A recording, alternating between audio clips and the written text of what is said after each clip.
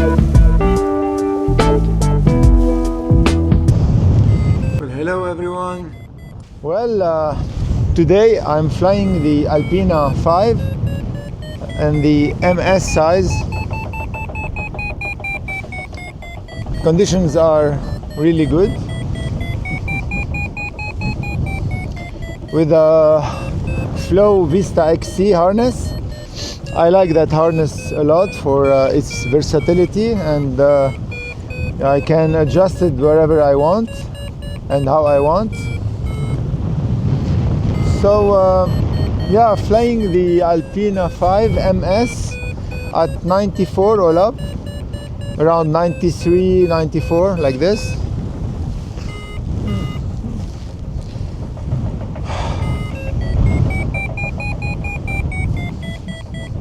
What can I say? As I already flew the Delta 5 in MS size, this is the light version.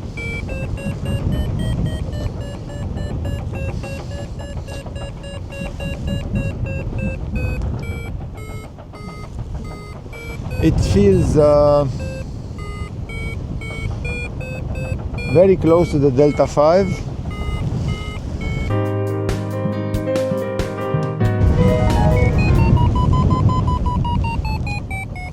Everything resembles the Delta 5 in turbulence feel.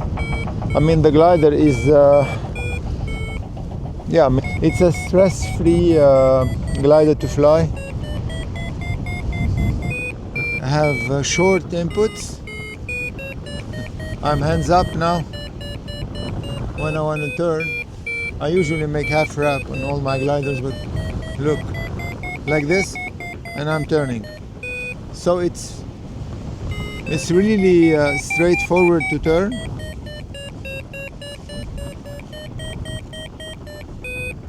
Very nice. I can describe it as more direct than, you know, like linear, but it's really direct. I mean, it's an agile ENC two-liner.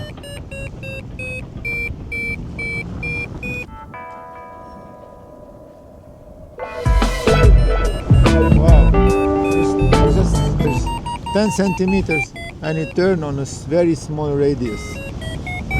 I have to say one thing about the Alpina 5. I also flew the S size before this one, and I flew the S size at 85 all up. So it's an easy to fly C with 6 aspect ratio, and I must say that this is a two-liner in efficiency. I mean, it is completely different from any three-liner you will fly. It's a two-liner. I mean, the feeling of a two-liner, the efficiency in headwind like a two-liner, amazing, amazing. I think this is the new, the new way to go for gliders. But of course, we must be sure of the recovery after collapses in real conditions, not only in SIV.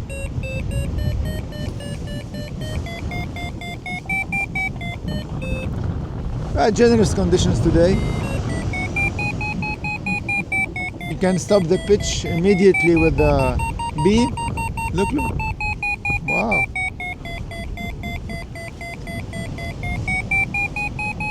Yeah, so for the pilot who is used to flying a high B glider, the Delta or Alpina 5 will be a logical evolution. Of course, you must know how to handle C-class gliders, but I don't think it's a big problem to a full 2 season on a high-end B, because today the high Bs are really good, and they need the good pilot control. So I think this one is a logical evolution. So yeah, could be good. Now this is a sudden 3 meters per second.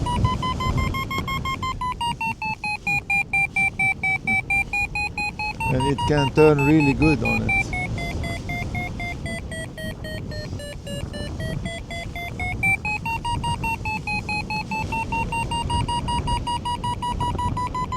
The secret on those beautiful profiles is that it cuts through the thermal. You cannot lose it. You cannot bump into it when you're flying. So you're always digging through and moving forward. So maybe this one is very efficient. You have the light or the photon with each much more efficient, and you have the Xeno 2 profile, which are all share the same, I think, because it looks the same. But also the Xeno 2 also is much more efficient than all of them in headwind, but really beautiful. I mean, efficiency is the most important factor in a glider. If you can have the glide, you can have the climb, but it's not efficient in going through the air mass. I mean, it doesn't mean anything. And yeah, I mean, this one is really nice. And the thermal continues. So almost 1900. Usually here there is no such altitudes, but I mean this kind of weather now, this kind of period of time gives it a nice thermals, and it's a bit cold. Let's venture on the back. Let's push. So pushing the speed bar have yeah, moderate pressure on this harness, and really easy to keep it.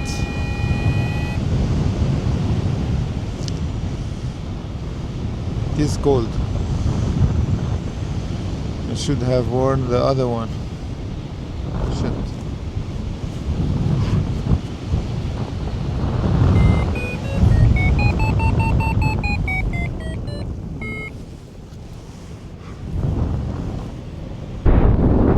So as I was saying, I flew the S size at 85 ULAB, and it was really nice, and the climb rate didn't suffer at all. Even in weak climb, I could really climb in very weak thermals, and I feel also that this MS loaded doesn't have a problem at all.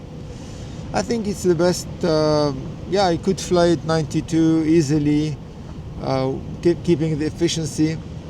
94 is best, I think. 93, 94 in all conditions. That's a beautiful, smooth, agile, high performance glider, and yet easy to fly. That's what I call usable performance. Very usable performance. I have to add that there is a lot of authority on the brakes, in control in strong conditions. I mean, yeah, every movement of the glider are smooth, gentle, much less than the light and the photon, and with much higher authority on the brakes, much higher. I mean, of course, the photon has long brake travel. Sometimes the light is more acceptable, but yet it has a long travel. When it's strong conditions, you want to bank it. It gives a little bit of slack. But the Alpina 5 is prompt, is prompt and direct, and have a direct handling and immediate, so the glider responds to your command. That's why it's easy to fly in turbulent air also.